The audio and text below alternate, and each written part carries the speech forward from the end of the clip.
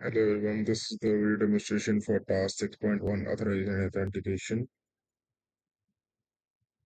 First name basically using Microsoft OpenAPI models and boot models for building OpenAPI socket augmentation.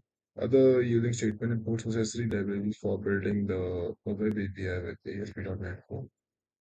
Where builder is equal to when application create builder in Node.js creates a builder object to configure web application. uh, builder.services.add controllers registers controllers classes responsible for handling API requests. Builder.services.add endpoints API Explorer enables API endpoint discovery for documentation. Uh,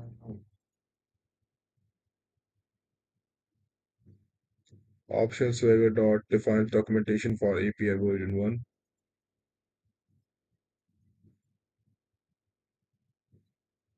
Sets the title, description, and contact information for the API. Options dot include XML comments, XML path, include XML comments from project code within the documentation, and it requires proper formatting too. Now, builder.services.add authentication. Basic authentication configures basic authentication for the API. This allows users to authenticate with username and password.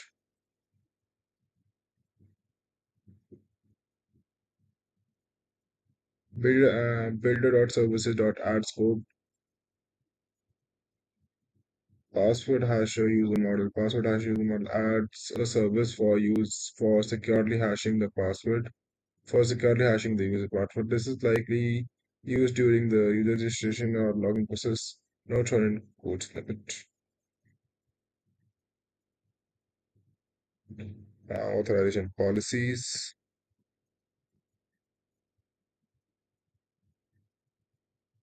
Builder.services authorization defines an authorization policy that controls access to API endpoints. Add policy admin only creates a policy called admin only that requires admin claim in the user token. Add policy user only creates a policy called user only that requires either admin or user claim in the token. Now, where app is equal to builder.build builds the web application based on the configuration provided earlier.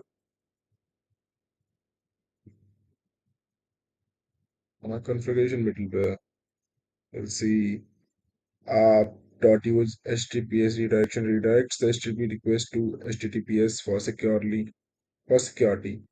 App.use static files enables serving static files from a designated folder. App.use routing defines how requests are routed to controllers. App.use authentication enables authentication middleware. App.use authorization enables authorization middleware. Now, app.map controllers maps controller classes to corresponding API endpoints. App.run starts the web application and listens to the incoming request.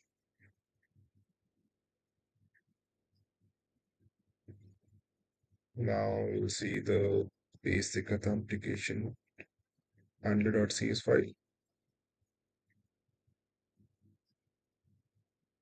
Firstly, public class basic authentication handler. This class inherits from authentication handler and specifies that it uses authentication scheme options for configuration. Now, infrastructures. I options monitor I options monitor authentication scheme options provide access to authentication scheme options. I logger factory used for logging purposes. URL encoder encodes URL. I system clock provides access to the system clock. It also initiates underscore password hasher properly for hashing passwords for hashing user passwords. Now handle authenticate ASIC methods.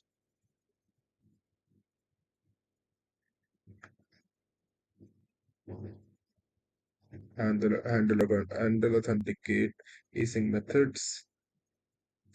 This is the core method responsible for handling user authentication. It checks if the request contains an authorization header with a basic authentication scheme. Now, authorization header checks.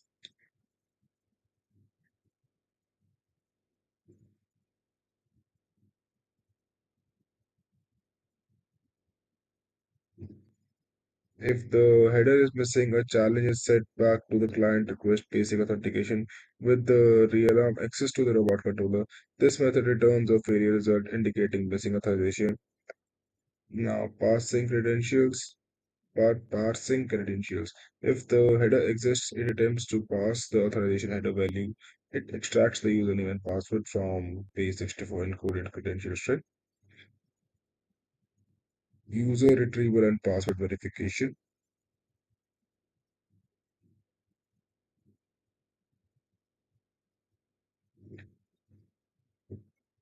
User data access dot it retrieves the user object from data access layer user data access dot get all users implementation. If the user is not found, it returns a failure result indicating user not found. It verifies the provided password against a user hashed password using the injected underscore password hash instance. If the password verification fails, it returns a failure result indicating invalid password.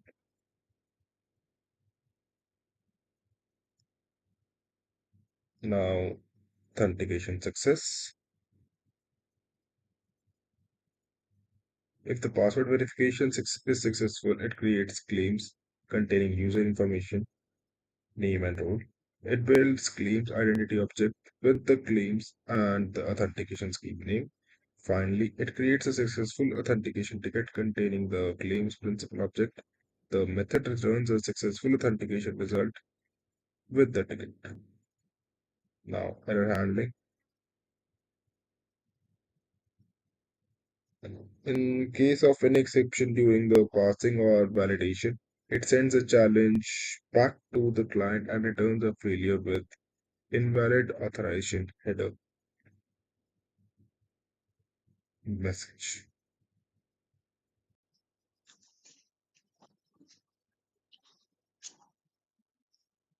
So now for map controller.cs, this code focuses on how it handles different action related to maps and potentially with some security considerations. First authorization policy is this controller utilizes authorization policies to potentially restrict access to certain methods. We see authorize policy is equal to admin only attribute used on several methods. This indicates that only authorized users with the admin only policy can perform those actions. Admin restricted admin restricted actions.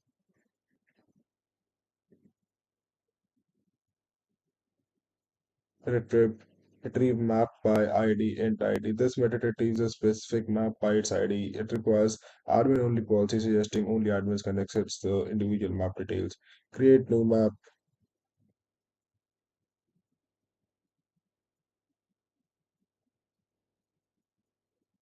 Create new map, new map. This method allows creating new maps. It also allows the admin only policy, implying the only admin can create new maps. Modifying map entirety, updated map. This method updates the existing map. It also requires the admin only policy, suggesting only admins can modify the existing maps. Remove map. This method deletes the map requires only admin only policy, implying the admins can only delete the map.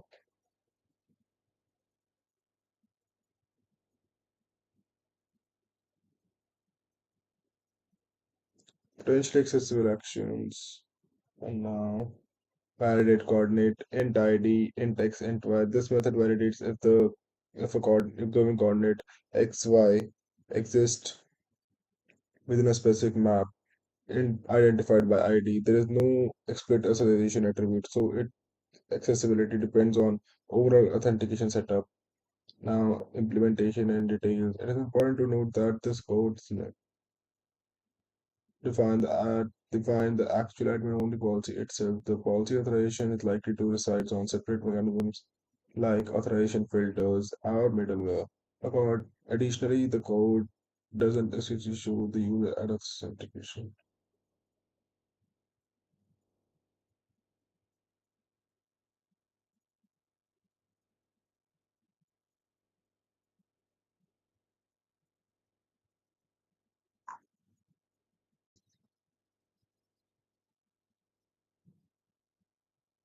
Follow user controller.cs.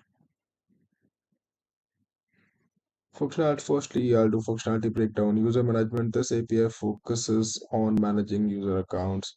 RESTful API design. It follows a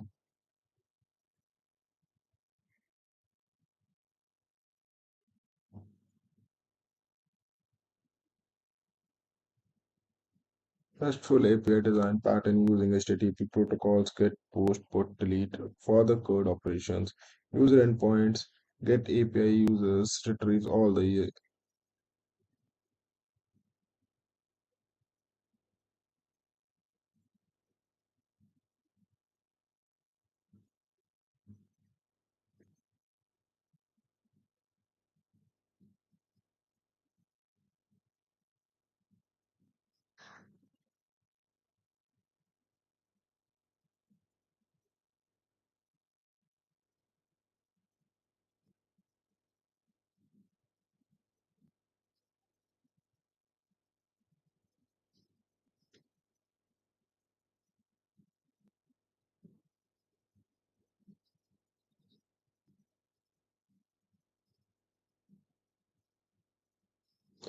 Get API users retrieves the list of all users. Get API user ID retrieves the specific user by their ID. Post API user create a new user. Put API user ID updates the existing user details. Delete API user ID deletes the user. Data persistence. The code utilizes a robot controller API slash persistence.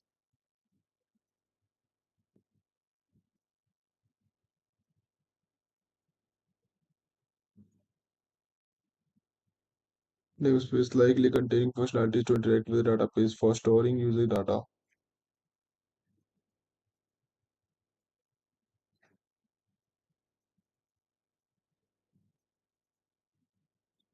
This code basically focuses on two methods: update user credentials and registering user to demonstrate the user policy and detail. All for this user controller.cs file. Now for the model.cs files. In fact, for all model.cs files, this is only the variable constructors are defined for login models, email, and password. Now the map data access.cs file is the same as the previous one. Robot code access.cs file is same as the previous one. And now user.access.cs file. Connection string shows the connection. Wait. Connection string now stores the connection string required to the connect to the PostgreSQL database. Get all users method. This method retrieves all users from the database. It establishes a connection to the database, executes the SQL command to select all users, reads the data, creates user model objects from the retrieved data, and returns the list of users. Get user by ID method.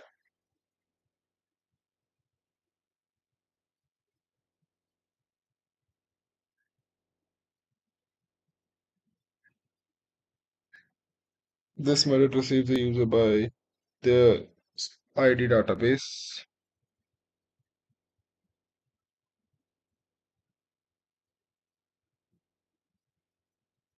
ID from the database, established a connection to the database, executes an SQL command to select a user by ID, reads the data, creates the user model object from the retrieved data and returns the user.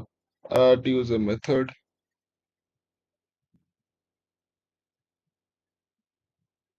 This method adds a new user to the database. It establishes a connection to the database, hashes the user's password, executes the SQL command to insert the new user and into the user table and commits the transaction. Update user method. This method updates an existing user in the database. It establishes a connection to the database, executes an SQL command to update the user information in the user's table, and commits the transaction. Delete user method. This might deletes the user from the database by the ID. It establishes a connection to the database, executes the SQL command to delete the user from the user table, commits the transaction, update user credential methods. This method updates user credentials, email, and password in the database. It establishes the connection to the database, hashes the password, executes the SQL command to update the user email and password in the user table, and commits the transaction. Overall, the class encapsulates the logic interaction with the database regarding the user data, providing methods to perform various operations on user records. So, this was the code explanation of authentication and authorization.